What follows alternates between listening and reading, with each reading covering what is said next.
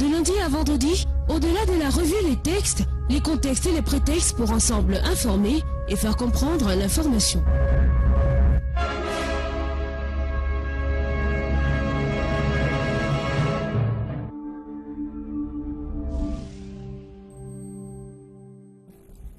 Nous y sommes.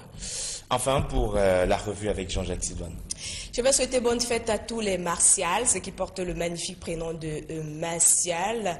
Je pense notamment à Martial Ouna. Martial Ouna DR. Non, je sais.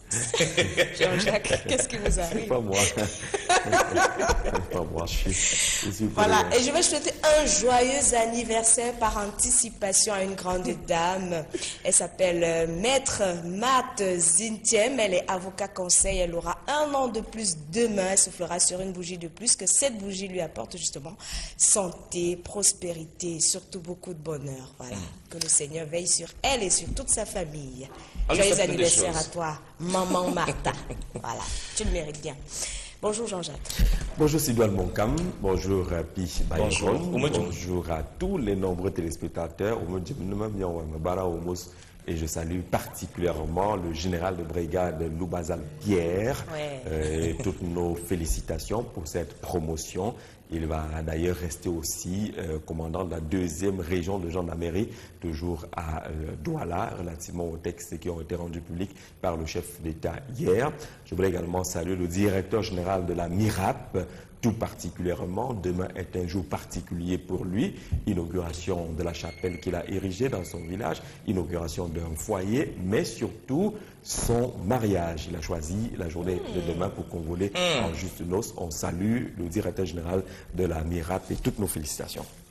Merci. Félicitations à tous les promus, donc tous les généraux qui ont été promus hier par décret présidentiel. Et certainement les journaux en parlent ce matin, on verra cela. Mais tout de suite et maintenant, on commence par un autre sujet, Jean-Jacques. Oui, tous les journaux parlent naturellement de cet texte du chef de l'État portant promotion dans les rangs des forces de défense. Mais on verra également, on est à l'entrée du week-end. Et Mutation a choisi de nous accompagner avec un dossier, une belle, magnifique lecture pour le week-end. Le dossier concerne justement le mannequinat au Cameroun, avec ce texte d'introduction que j'aime particulièrement. Sur les plateaux, ils avancent avec grâce, les projecteurs éclairent chacun de leurs pas, empreints d'élégance. Les curieux et amateurs de mode regardent avec une certaine admiration ces cintres humains qui défilent devant leurs yeux. Mais au-delà des strass et des paillettes, l'arrière-cour du domaine des mannequins est semblable à une décharge de misère. Très peu en sortent indemnes. Enquête exclusive au cœur justement de ce secteur d'activité, le mannequinat, proposé justement par Mutation ce matin. Entre strass et misère, le secteur peine à être organisé, à être valorisé. Les acteurs de ce secteur d'activité, ce domaine d'activité, n'ont pas toujours un bel avenir, même si quelques cas sont cités par Mutation ce matin, comme devant concourir à meubler la classe des modèles de réussite dans le domaine du mannequinat. Mais il y a justement dans la formation et l'organisation de ce secteur d'activité quelques agences de mannequins qui sont aujourd'hui considérées comme les cases départ incontournables dans les villes camerounaises, notamment la ville de Yaoundé ou celle de Douala. Ce sont les lieux de formation qui tendent à se multiplier dans la ville de Yaoundé. Formation des mannequins et développement de plusieurs agences, même si dans le fond, si on s'en tient à ce que Mutation propose, il y a toujours une confusion dans l'organisation et la détermination des statuts de ces différentes structures. Au cœur de cette activité, nous entraîne Mutation dans un dossier d'entrée du week-end proposé par notre confrère ce matin, qui parle également de l'élection de Célestin Tawamba à la tête du groupement interpatronal du Cameroun. C'était hier, c'est un meunier désormais à la tête de l'organisation, la plus grande organisation patronale de notre pays. Et comme on le disait, la plupart des titres ce matin parlent justement de cet ex-chef de l'État dans l'armée camerounaise, admis à la retraite. 6 généraux vont prendre justement la direction de la retraite, comme on l'appelle dans dans les forces de défense. En seconde section, Laurent Angouad, Benoît Soueman, Simon-Pierre Dagafunansou, Pierre Samobo, Isidore Obama et René Yumba ont été désignés par le chef de l'État qu'on devant prendre justement le chemin de la seconde section. 11 généraux de brigade ont été nommés. L'intégralité des textes du chef de l'État proposés par mutation qui est dans les kiosques ce matin. Naturellement, le quotidien L'Épervier évoque aussi la même actualité en sa grande une. Vaste mouvement dans les forces de défense, en notant justement qu'au-delà de ces 11 nouveaux généraux de brigade qui ont été promus par le chef de l'État, dans ce vaste mouvement, on peut s'arrêter sur un ou deux aspects précis. Un nouveau commandant a été nommé à la tête de l'école militaire interarmée, signale justement le quotidien de L'Épervier, mais également un nouveau directeur général du côté de EIFORCE qui jusque-là a fonctionné avec le directeur général adjoint. C'est un nouveau patron qui a été désigné à la tête de cette structure par les textes rendus publics hier après-midi. Et le quotidien de L'Épervier ne s'arrête pas là. Il interroge par exemple les attentats kamikazes enregistrés de plus en plus au Cameroun avec un point de fixation, la localité de Kolofata. Pourquoi seulement Kolofata? Pourquoi toujours Kolofata? Pourquoi Kolofata est particulièrement ciblé? Amadou Ali serait-il indexé dans cette affaire? C'est une enquête que propose justement notre confrère ce matin en posant plusieurs questions. S'agit-il d'un règlement de compte? La scission au sein de tribu Kanouri à laquelle appartient le vice-premier ministre en charge des relations avec les assemblées. Amadou Ali serait la cause des morts suite aux attentats suicides. Ces morts qui seraient également, indique le journal, des victimes collatérales des règlements de compte entre les différents clans de cette tribu à cheval entre le Cameroun et le Nigeria. La tournure des événements est également interrogée par notre confrère ce matin qui parle de la circulation d'argent, mais également des questions autour d'une organisation non gouvernementale qui s'appelle ABC. L'ONG intéresse par exemple aujourd'hui les institutions internationales à partir des derniers rapports du groupe d'action contre le blanchiment d'argent en Afrique qui laisse planer des suspicions sur cette organisation non gouvernementale dénommée ABC qui serait également très visible sur le terrain des actions de Boko Haram. La petite une justement du quotidien L'Épervier ce matin consacrée aux initiatives et aux actes d'allégation permanente départementale du RDPC dans le Dja et Lobo, région du Sud. Le délégué permanent là-bas étant Lupaul Moutazé qui vient de boucler une descente sur le terrain, laquelle descente a permis de présenter les projets de développement dans le sud profond, Djoum Ovin, mais également à la frontière entre le Cameroun et le Gabon. Le pôle Moutazé est présenté comme un porte du vivre ensemble entre Camerounais, mais également entre Camerounais et Gabonais de ce côté-là. Plusieurs projets majeurs, des projets intégrateurs ont été annoncés par le chef de la délégation départementale permanente du RDPC devant concourir justement à installer un véritable carrefour des échanges entre le Cameroun et le Gabon et la viabilisation de cette zone frontalière. Le quotidien Émergence parle également de l'armée camerounaise avec ces nouveaux textes du chef de l'État qui ont été rendus publics hier, mais le journal s'intéresse également à cette polémique qui enfle de plus en plus au Cameroun, celle relative à la réhabilitation du palais des congrès de Yaoundé. Le chiffre proposé par un tweet de la télévision nationale parle justement de 12 milliards de francs CFA dépensés pour la réhabilitation du palais des congrès de Yaoundé. Les travaux sont achevés, les financements sont peut-être chinois, mais cette polémique enfle sur ce montant assez costaud seulement consacré tout simplement à la réhabilitation à travers les réseaux sociaux. On le voit d'ailleurs, le quotidien Émergence reprend quelques courants qui sont développés à travers les réseaux sociaux, indiquant justement 12 milliards de francs CFA, un peu plus ou un peu moins, on aurait pu construire un autre palais des congrès. À quoi auront consisté justement les travaux développés de ce côté-là pour qu'on en arrive à ce montant de 12 milliards de francs CFA pour la réhabilitation du palais des congrès de Yaoundé. Mais la grande une du quotidien Émergence interroge le retour du Cameroun au Fonds monétaire international, au FMI. Pourquoi Paul Biya a-t-il sacrifié le Cameroun? Ou alors Paul Biya a-t-il sacrifié le Cameroun alors que le pays rentre une nouvelle fois sous ajustement structurel? Pouvait-on en faire autrement? 11 experts s'affrontent dans les colonnes justement et les pages du quotidien Émergence ce matin. 390 milliards de francs CFA du FMI assortis de conditions drastiques. Un ajustement structurel de trop, interroge également le journal ce matin qui donne la parole à plusieurs personnes, 11 au total, des spécialistes des questions économiques en l'occurrence. Dr Ariel Nitedem par exemple qui indique que le Cameroun aurait pu faire autrement que de recourir au Fonds monétaire international. Sa Majesté Angos Zangue, économiste également, il y a eu quelque chose qui n'a pas marché marché. On parle également d'autres réactions. Ndembenou Antoine Depadou, le Cameroun a eu et a encore les moyens de faire autrement. Michel Mombio, directeur de publication de l'Ouest républicain, le pays est dirigé par une bande d'incapables, entre guillemets, dit-il dans ce dossier proposé par le quotidien Émergence ce matin. Et peut-être pour comprendre que ce retour au Fonds monétaire international qui est adossé à un nouvel endettement aurait pu être évité. C'est ce que pense par exemple le journal L'Orphelin qui est dans les kiosques ce matin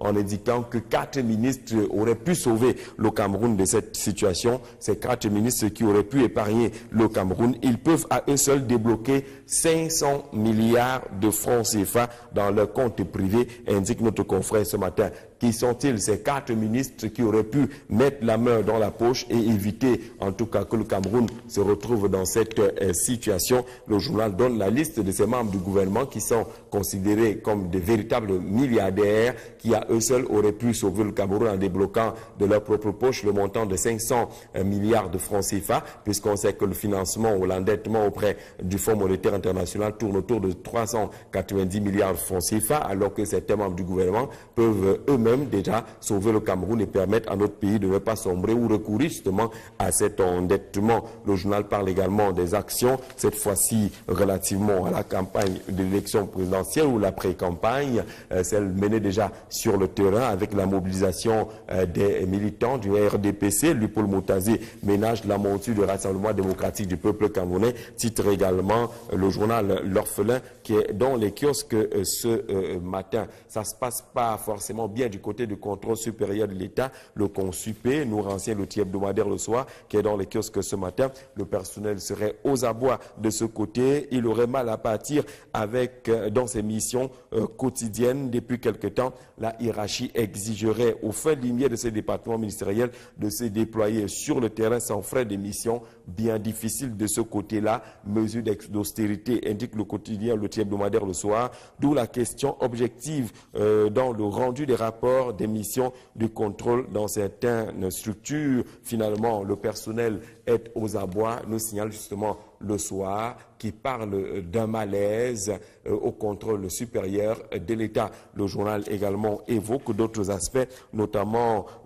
la sortie de Prosper Nkuvondo, l'universitaire, au sujet justement du Fonds monétaire international. Il le dit, Prosper Nkuvondo, ce que le FMI vient d'accorder comme prêt au Cameroun, c'est l'équivalent des dépenses en un an pour les voyages de Paul Biya en Suisse, indique justement l'universitaire dans une correspondance particulière publiée par le hebdomadaire Le Soir ce matin. Le Gardien de Poste, pour sa part, nous parle justement du passage devant le tribunal militaire des leaders du consortium anglophone qui sont concernés par les procès qui sont ouverts, mais davantage le passage de l'honorable Wirba de ce côté-là, une apparition qui a quand même fait beaucoup de bruit du côté du tribunal militaire, tel qu'elle indique justement le Gardien de Poste ce matin, qui parle également, comme quelques autres titres ce matin, de l'état de santé de Paul Aya Abin, l'ancien avocat général, qui aurait eu un malaise et qui aurait été conduit dans les hôpitaux pour assistance hier. Tous ces sujets sont développés par notre confrère ce matin. On va également parcourir la une de quelques journaux paraissant à Douala, Le Messager, La Nouvelle Expression, bien évidemment Le Popoli, la plupart de ces titres qui parlent justement de ces changements au sein de l'armée. La grande une, par exemple, Le Messager parle de Paul Biya qui met 6 généraux à la retraite. L'évocation est faite par notre confrère ce matin en deuxième section, comme on le dit, dans les forces de défense au Cameroun. Et vous voyez que le journal parle également de ce malaise de Paul Aya Abin hier. Et justement l'élection de Célestin Tawamba à la tête du groupement interpatronal du Cameroun, le GICAM. Info Matin évoque également la même actualité. Paul Biya nomme 11 nouveaux généraux, titre le journal de Dieudonné 20 qui est également dans les kiosques ce matin, et porte le nombre de généraux désormais à 43. Dans notre pays, la liste de ces généraux est proposée intégralement par Info Matin, qui est dans les kiosques ce matin et qui nous parle de ces appuis spéciaux aussi du ministère des Enseignements secondaires au profit des délégués régionaux et départementaux qui sont engagés dans le cadre du suivi des examens de fin d'année. Le Popoli, le journal satirique, parle également de Paul Biya qui élève des généraux d'armée et procède à un vaste mouvement et les vastes mutations au sein de la Grande Muette. Les textes sont également proposés par le Populi qui est naturellement dans les kiosques ce matin. On va également découvrir la grande une de l'œil du Sahel qui ne parle pas de ce vaste mouvement de façon globale mais qui s'arrête sur le cas du Septentrion en indiquant justement les nouveaux généraux du Grand Nord désignés par le chef d'État relativement aux textes qui ont été rendus publics hier. Mais la mauvaise nouvelle avec l'œil du Sahel ce matin, c'est justement cette incursion de Boko Haram qui a fait 2 morts dans la localité de Mani-Geldé. C'est toujours dans le Septentrion. Et la grande une de Cameroun Tribune, pour sa part, parle de ce dialogue permanent entre le Cameroun et le Burkina Faso. Un émissaire de Marc Rop Kaboré, le président du Burkina Faso, a été reçu par le chef de l'État hier. Cet envoyé spécial qui n'est autre que l'ancien journaliste Thierry Hott, qui a été reçu par le chef de l'État dans cet entretien qui a évoqué justement les rapports entre le Cameroun et le Burkina Faso. Thierry Hott qui avait déjà été reçu il y a de cela quelques semaines maintenant par le Premier ministre chef du gouvernement. Les mêmes mouvements au sein des forces de défense sont également proposés intégralement par Cameroun Tribune qui est dans les kiosques ce matin, de même que le journal évalue les premières retombées de du forum de la diaspora qui se tient ici à Yaoundé. On boucle avec Minfi Insight, le magazine du ministère des Finances, qui nous parle justement des performances budgétaires au Cameroun. Pour ce qui est du budget de l'État 2017, 653,1 milliards de francs CFA déjà mobilisés au premier trimestre, indique justement Minfi Inside, qui nous permet justement de faire une véritable plongée dans les activités du ministère des Finances, les différents départements, les directions générales qui sont également impliquées dans ces opérations de collecte très importantes de fonds pour essayer de répondre aux attentes budgétaires et ce montant qui s'affiche déjà à la grande une, 653,1 milliards de francs CFA déjà mobilisés au premier trimestre de l'année 2017. Le journal nous parle également des leviers de la performance en 2017 tels que définis par Alamine Ousmane, le ministre des Finances. Une question fondamentale également soulevée par notre confrère ce matin concerne la communauté économique et monétaire de l'Afrique centrale, la CEMAC. Comment raviver la croissance, interroge notre confrère, face justement à ces économies qui connaissent de nombreux problèmes avec la chute du prix du baril du pétrole naturellement, mais également d'autres problèmes parfois liés à la conjoncture sécuritaire. Le cas par exemple du Cameroun, évoqué également par notre confrère ce matin, qui nous donne tous les éléments d'actualité du côté des finances, mais également du côté de la communauté économique et monétaire des États de l'Afrique centrale. Minfi Inside est à découvrir et à parcourir. Merci Jean-Jacques pour la lecture des unes proposées ce matin, comme toujours par nos amis de la presse écrite. On va revenir sur certains points qui ont été notés pour avoir votre analyse comme toujours. On commence par Sidoine Monkam. Évidemment, Byron, nous sommes vendredi et le week-end, on parle beaucoup de culture. Et ce matin, Mutation propose un dossier sur le mannequinat, un métier qui ne date pas d'aujourd'hui, Jean-Jacques, mais qui connaît encore d'énormes difficultés. À votre avis, pourquoi est-ce que ce domaine tarde à décoller au Cameroun, contrairement aux autres pays où il est déjà assez développé? Mais justement, la question est globale. La question relève les aspects de promotion des secteurs culturels au Cameroun. Parce que la culture telle qu'elle est approchée dans notre pays, c'est un peu une grosse confusion et de grosses frustrations. Lorsqu'on dit culture au Cameroun, on a toujours tendance à s'arrêter à l'art musical. On regarde très peu d'autres volets qui sont tout aussi importants, comme le secteur du mannequinat, évoqué ce matin par Mutation. Nous savons que le Cameroun a eu et a de talentueux mannequins à travers le monde qui ont eu à faire des défilés sur des grands podiums, qui ont accompagné des grands stylistes et des grands habilleurs mondiaux. Mais lorsqu'on revient derrière, s'affiche le paradoxe camerounais qui se retrouve sur plusieurs points. En sport, vous parlerez du paradoxe camerounais. Dans la musique, vous parlerez du paradoxe camerounais, ainsi de suite, ainsi de suite. Est-ce que le mannequinat est structuré dans notre pays? Est-ce que les pouvoirs publics, notamment ceux des départements qui s'occupent de la culture, ont déjà eu à jeter un regard profond sur le développement du mannequinat dans notre pays? Le mannequinat aujourd'hui, c'est pratiquement au hasard, c'est pratiquement au petit bonheur, la chance. C'est-à-dire justement que vous rencontrez quelqu'un, vous estimez justement qu'il a l'allure d'un mannequin, vous lui donnez un ou deux tuyaux, c'est suffisant. Mais dans le fond, rien n'est fait. Une fois que vous avez fait ces premiers plateaux, ces seconds plateaux, vous revenez à la case départ et plus rien. Il n'y a pas un plan de carrière, il n'y a pas d'avenir. Quelques-uns ont pu naviguer dans ces eaux troubles et opaques pour s'en sortir, mais dans le fond, le problème est là.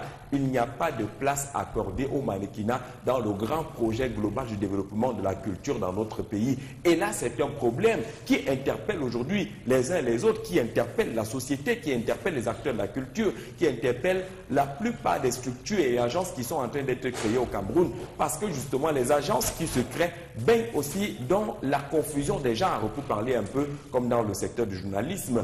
C'est-à-dire que quelqu'un crée son agence, en même temps, vous retrouverez là-dedans les mannequins, vous retrouverez là-dedans les hôtesses, vous retrouverez là-dedans les filles du président, comme on les appelle, vous retrouverez là-dedans également des candidats aux élections Miss, ainsi de suite. C'est pratiquement un tronc commun qui finit par perdre justement les actrices ou les acteurs qui vont intégrer ce secteur. Donc rien n'est réglementé. Le mannequinat est un domaine particulier avec ses règles particulières également. Il faut réglementer, il faut davantage structurer, il faut informer et former les gens qui se lancent dans ces secteurs d'activité. Parce que la plupart des agences que nous avons au Cameroun finissent de la même manière, c'est-à-dire les petites batailles, parce que le promoteur a cru justement qu'il avait entre les mains un gisement de filles à placer.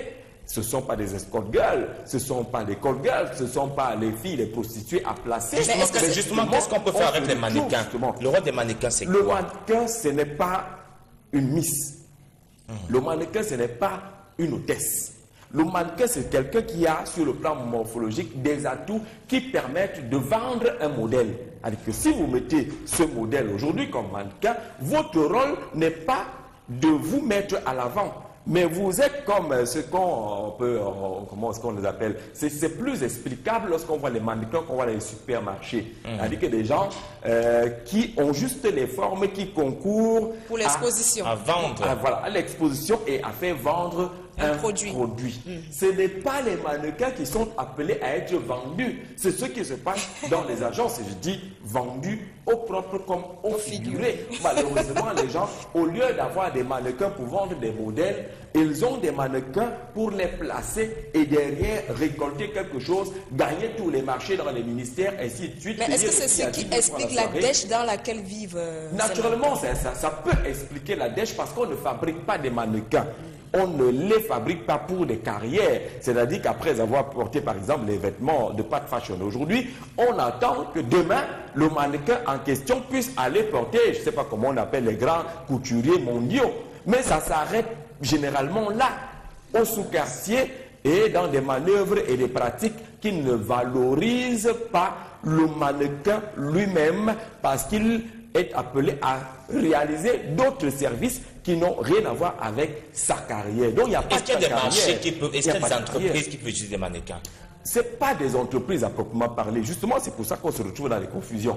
Ce sont les stylistes, les modélistes, des créateurs de mode qui doivent solliciter des mannequins. On en a combien au Cameroun est déjà payé justement au Cameroun ou à l'international. Pour arriver à l'international, il faut que le Cameroun vous donne l'espace et la vitrine nécessaire qui puisse vous vendre normalement. On en a pas. Ce n'est pas qu'on voit les mêmes gens qui sont hôtesses, qui nous servent le café pendant les mariages, qui viennent également défiler pendant les événements. Ce n'est pas pareil. Si vous êtes des hôtesses, vous restez hôtesse. Si vous êtes candidate Miss, parce que la Miss, là, c'est sa beauté.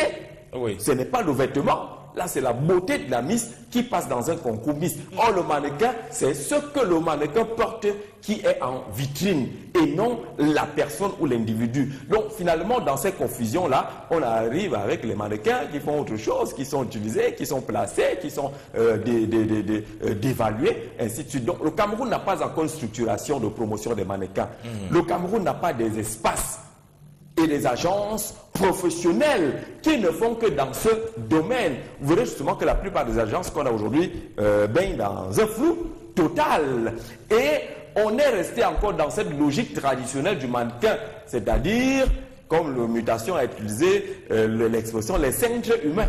où on pense justement que ce sont les fils de fer qui sont censés être mannequins. Chaque styliste, dans sa création de mode, crée également son modèle de mannequin, en se disant que si je veux vendre le joli pain africain que Sidoine Moncap a, il faut bien que j'ai des mannequins qui reflètent la belle femme africaine.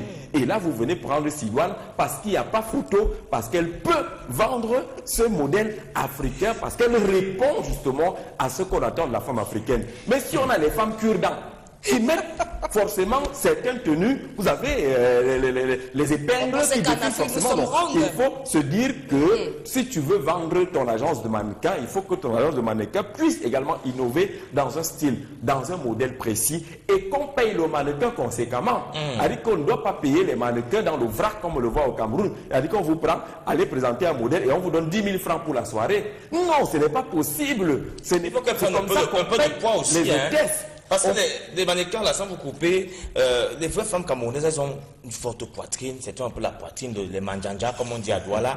Mais les robes, là, si on voit toujours sur des filles, toujours minces. Oui, nous avons dit que chaque créateur de mode doit créer son modèle de mannequin.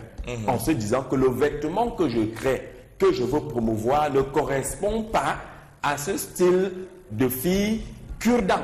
On va chercher autre chose pour mieux vendre ce vêtement. Maintenant, il y en aura qui penseront justement que mon modèle va avec les filles slimées. Et donc, je propose également comme mannequin, comme modèle, des filles slimées qui répondent également à un besoin de filles slimées et des femmes qui veulent, il n'y a pas que les femmes, mais il y a aussi les hommes, qui veulent avoir ce genre de vêtements. Donc, ça doit être pensé. Mais ce que nous disons, c'est que payer les mannequins dans le vrac, en se disant justement que j'ai mon agence, lorsqu'on m'appelle pour habiller les filles, je les envoie, moi je prends le reste et à la fin je leur donne 10 000 francs. Ça veut dire que ces gens n'ont pas de carrière. Lorsque vous respectez la carrière d'un mannequin et que ce mannequin est sollicité pour des défilés, c'est un contrat avec un cachet conséquent qui lui permet justement de vivre et de joindre les deux bouts et espérer prendre un jour un avion, aller dans les grandes écoles de mannequinat qui existent, peut-être être habillé demain par Paco Rabanne et consorts, ainsi de suite, ainsi de suite. C'est de cela qu'il s'agit. Mais tant que ça se passe avec cousins, c'est vrai que les personnes qui exercent dans ce domaine sont toujours étiquetées, hein, Jean-Jacques. Il y a aussi, un point aussi, les prêt-à-porter là.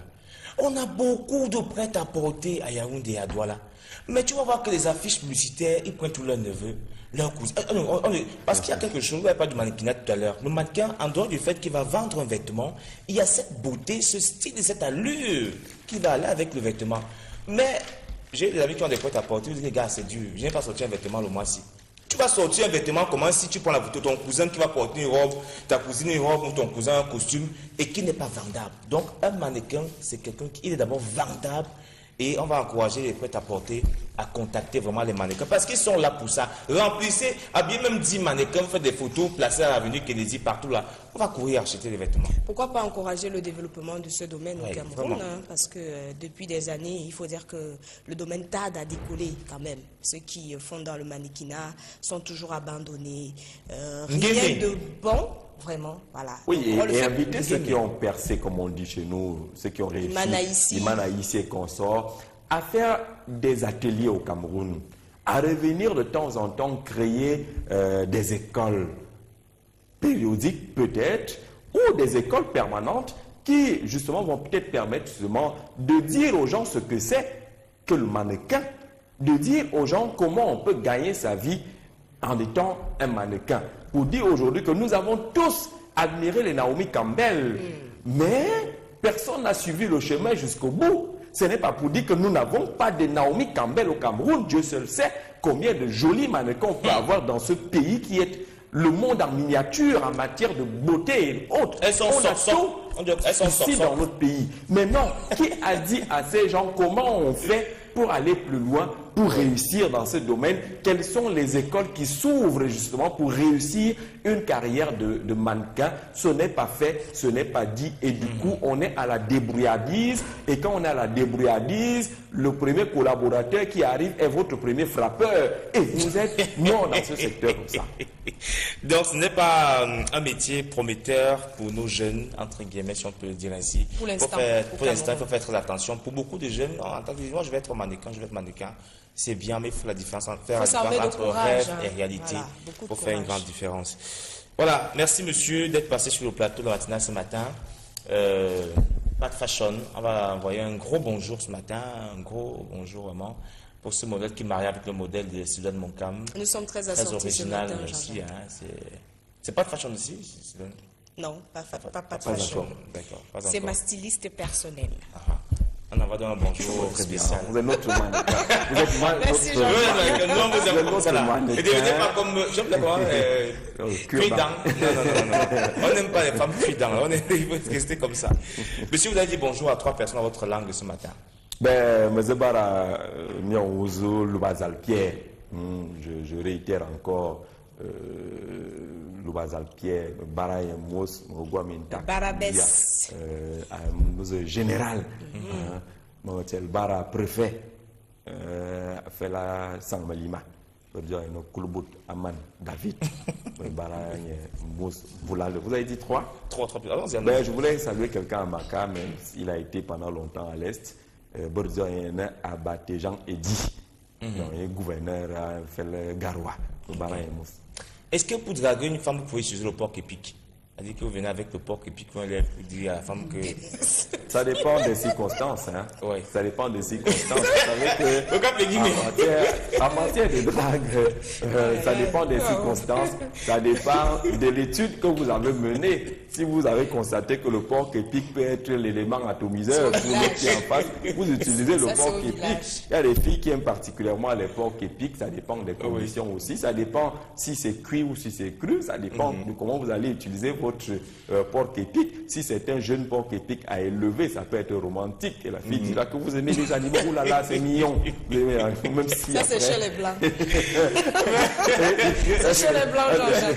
Mais il y a des zones là où les filles aiment particulièrement la viande de brousse et la viande boucanée. On ne sait jamais. Ça peut être utile aussi à un porc épic à un moment donné. Mais il ne faut pas se tromper de cible. Il ne faut pas aller scandaliser. Vous pouvez arriver chez Silouane qui n'a rien à voir, rien à faire avec un porc épic écrit au scandale. Non, mais j'adore la viande de brousse. C'était une façon de parler. C'était une façon de parler. Merci monsieur, profitez de votre week-end. C'est quand même une question de coiffure. Et revenez le lundi. À lundi.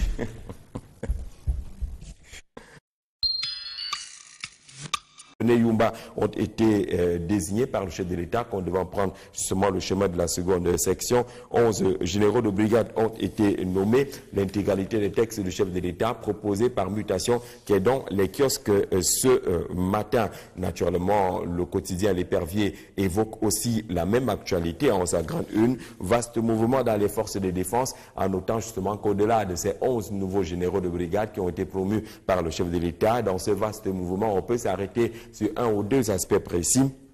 Un nouveau commandant a été nommé à la tête de l'école militaire interarmée, signale justement le quotidien L'Épervier, mais également un nouveau directeur général du côté de EIFORCE qui jusque-là a fonctionné avec le directeur général adjoint. C'est un nouveau patron qui a été désigné à la tête de cette structure par les textes rendus publics hier après-midi. Et le quotidien L'Épervier ne s'arrête pas là. Il interroge par exemple les attentats kamikazes enregistrés de plus en plus au Cameroun avec un point de fixation, la localité de Kolofata. Pourquoi seulement Kolofata? Pourquoi toujours Kolofata? Pourquoi Kolofata est particulièrement ciblé? Amadou Ali serait-il indexé dans cette affaire? C'est une enquête que propose justement notre confrère ce matin en posant plusieurs questions. S'agit-il d'un règlement de compte? La scission au sein de la tribu Kanouri à laquelle appartient le vice-premier ministre en charge des relations avec les assemblées. Amadou Ali serait la cause des morts suite aux attentats suicides. Ces morts qui seraient également, indique le journal, des victimes collatérales des règlements de compte entre les différents clans de cette tribu à cheval entre le Cameroun et le Nigeria. La tournure des événements est également interrogée par notre confrère ce matin qui parle de la circulation d'argent, mais également des questions autour d'une organisation non gouvernementale qui s'appelle ABC. L'ONG intéresse par exemple aujourd'hui les institutions internationales à partir des derniers rapports du groupe d'action contre le blanchiment d'argent en Afrique qui laisse planer des suspicions sur cette organisation non gouvernementale dénommée a baissé, qui serait également très visible sur le terrain des actions de Boko Haram. La petite une justement du quotidien L'Épervier ce matin consacrée aux initiatives et aux actes de la délégation permanente départementale du RDPC dans l'Odja et Lobo, région du Sud. Le délégué permanent là-bas étant Lupol Moutazé qui vient de boucler national. Sa Majesté Angos Zang, économiste également. Il y a eu quelque chose qui n'a pas marché. On parle également d'autres réactions. Ndembenou Antoine Depadou, le Cameroun a eu et a encore les moyens de faire autrement. Michel Mombio, directeur de publication de l'Ouest républicain, le pays est dirigé par une bande d'incapables, entre guillemets, dit-il dans ce dossier proposé par le quotidien Émergence ce matin. Et peut-être pour comprendre que ce retour au Fonds monétaire international qui est adossé à un nouvel endettement aurait pu être évité. C'est ce que pense par exemple le journal L'Orphelin qui est dans les kiosques ce matin en indiquant que 4 ministres auraient pu sauver le Cameroun de cette situation. Ces 4 ministres qui auraient pu épargner le Cameroun, ils peuvent à eux seuls débloquer 500 milliards de francs CFA dans leur compte privé, indique notre confrère ce matin. Qui sont-ils ces 4 ministres qui auraient pu mettre la main dans la poche et éviter en tout cas que le Cameroun se retrouve dans cette situation? Le journal donne la liste de ces membres du gouvernement qui sont considérés comme de véritables milliardaires qui à eux seuls auraient pu sauver le Cameroun en débloquant de leur propre poche le montant de 500 milliards de francs CFA, puisqu'on sait que le financement ou l'endettement auprès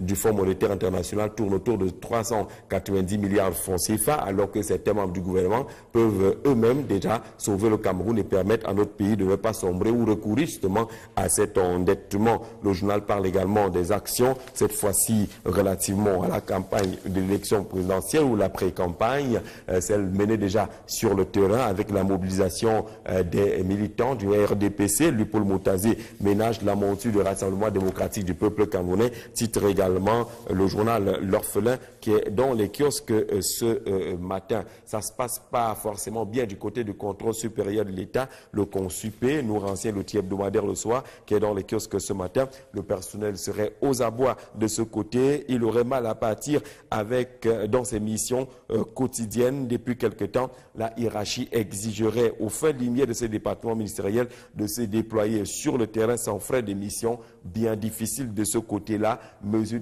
d'austérité indique le quotidien l'outil hebdomadaire le soir. D'où la question objective dans le rendu des rapports descente sur le terrain, laquelle descente a permis de présenter les projets de développement dans le sud profond, Djoum Oven, mais également à la frontière entre le Cameroun et le Gabon. Le pôle Moutazé est présenté comme un porte du vivre ensemble entre Camerounais, mais également entre Camerounais et Gabonais de ce côté-là. Plusieurs projets majeurs, des projets intégrateurs ont été annoncés par le chef de la délégation départementale permanente du RDPC devant concourir justement à installer un véritable carrefour des échanges entre le Cameroun et le Gabon et la viabilisation de cette zone frontalière. Le quotidien Émergence parle également de l'armée camerounaise avec ces nouveaux textes du chef de l'État qui ont été rendus publics hier, mais le journal s'intéresse également à cette polémique qui enfle de plus en plus au Cameroun, celle relative à la réhabilitation du palais des congrès de Yaoundé. Le chiffre proposé par un tweet de la télévision nationale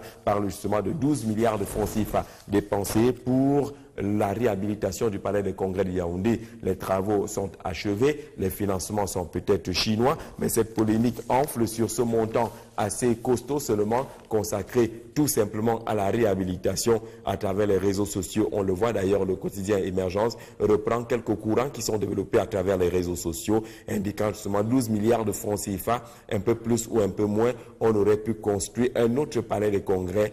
À quoi auront consisté justement les travaux développés de ce côté-là pour qu'on en arrive à ce montant de 12 milliards de francs CFA pour la réhabilitation du palais des congrès de Yaoundé. Mais la grande une du quotidien Émergence interroge le retour du Cameroun au Fonds monétaire international, au FMI. Pourquoi Paul Biya a-t-il sacrifié le Cameroun? Ou alors Paul Biya a-t-il sacrifié le Cameroun alors que le pays rentre une nouvelle fois sous ajustement structurel? Pouvait-on en faire autrement? 11 experts s'affrontent dans les colonnes justement Et les pages du quotidien Émergence ce matin, 390 milliards de francs CFA du FMI assortis de conditions drastiques, un ajustement structurel de trop, interroge également le journal ce matin qui donne la parole à plusieurs personnes, 11 au total des spécialistes des questions économiques en l'occurrence, Dr Ariel Nitedem par exemple qui indique que le Cameroun aurait pu faire autrement que de recourir au Fonds monétaire international.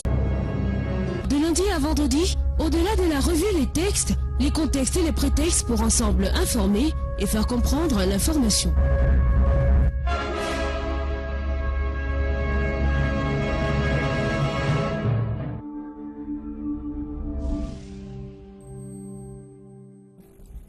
Nous y sommes. Enfin, pour la revue avec Jean-Jacques Sidoine. Je vais souhaiter bonne fête à tous les Martial, ceux qui portent le magnifique prénom de Martial. Je pense notamment à Martial Ouna. Martial Ouna. Martial Ouna DR. Non, je sais. Jean-Jacques, qu'est-ce qui vous arrive? Pas moi. Pas moi, je suis voilà, et je vais souhaiter un joyeux anniversaire par anticipation à une grande dame.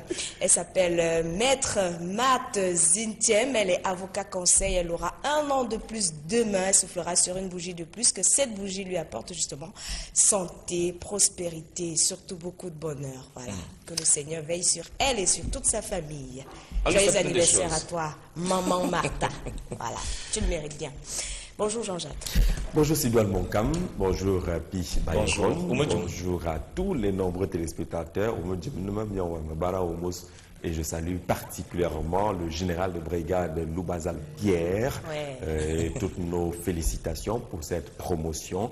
Il va d'ailleurs rester aussi commandant de la 2e région de gendarmerie, toujours à Douala, relativement aux textes qui ont été rendus publics par le chef d'État hier. Je voudrais également saluer le directeur général de la MIRAP, tout particulièrement. Demain est un jour particulier pour lui. Inauguration de la chapelle qu'il a érigée dans son village, inauguration d'un foyer, mais surtout son mariage. Il a choisi la journée de demain pour convoler en juste noces. On salue le directeur général de la MIRAP et toutes nos félicitations. Merci. Félicitations à tous les promus, donc tous les généraux qui ont été promus hier par décret présidentiel. Et certainement les journaux en parlent ce matin, on verra cela. Mais tout de suite et maintenant, on commence par un autre sujet, Jean-Jacques. Oui, tous les journaux parlent naturellement de cet texte du chef de l'État portant promotion dans les rangs des forces de défense. Mais on verra également, on est à l'entrée du week-end. Et Mutation a choisi de nous accompagner avec un dossier, belle, magnifique lecture pour le week-end.